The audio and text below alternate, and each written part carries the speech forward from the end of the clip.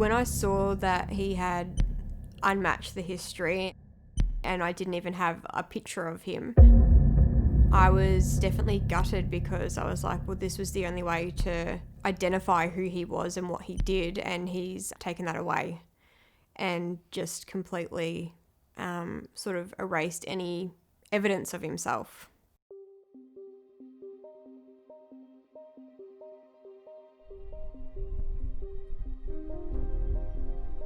When I first got on Tinder, I guess I was trying to find love or to try and find someone to be in a relationship with.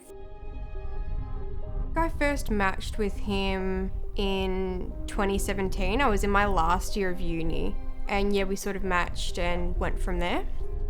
He was living with his grandma. He'd moved sort of down to the area to live with his grandma and help take care of her. And so I was like, oh, well, he's obviously like a really kind, caring guy.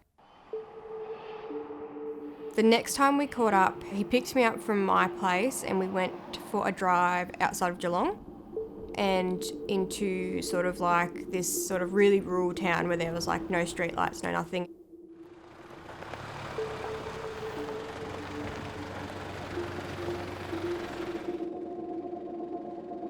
Started off really nice, you know, we were just talking about our weeks and about uni, and then I sort of wanted to get going.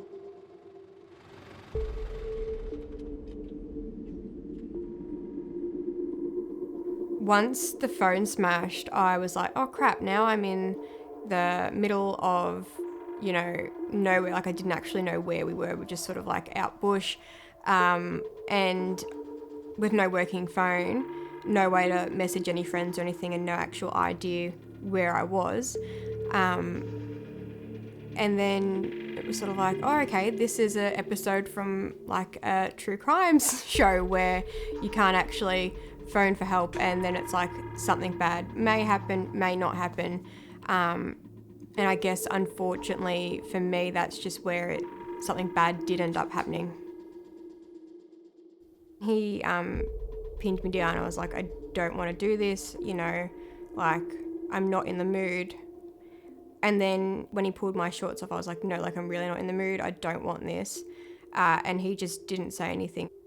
He, then pulled his pants off, and just sort of just went for it and just raped me.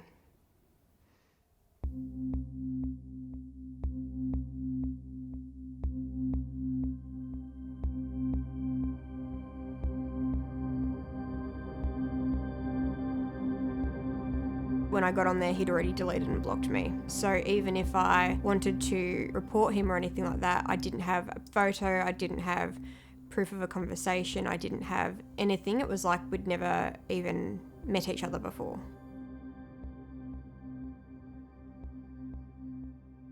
I think if the conversation history was still there, it would have definitely impacted my decision on whether or not to go to the police, because at least I had proof.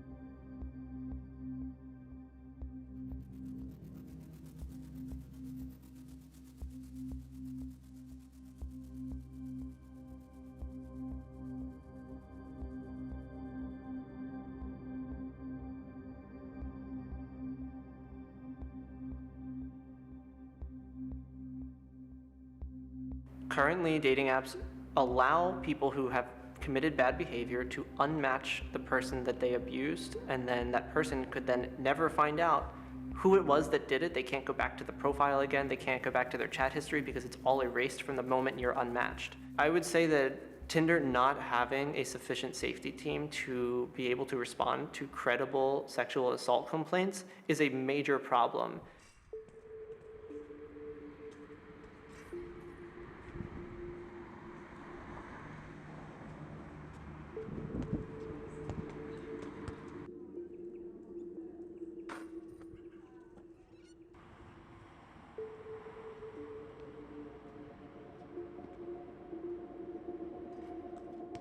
The response from Tinder it was an automated response immediately where they sort of said, we'll look into this and we'll get back to you. But there was no follow-up.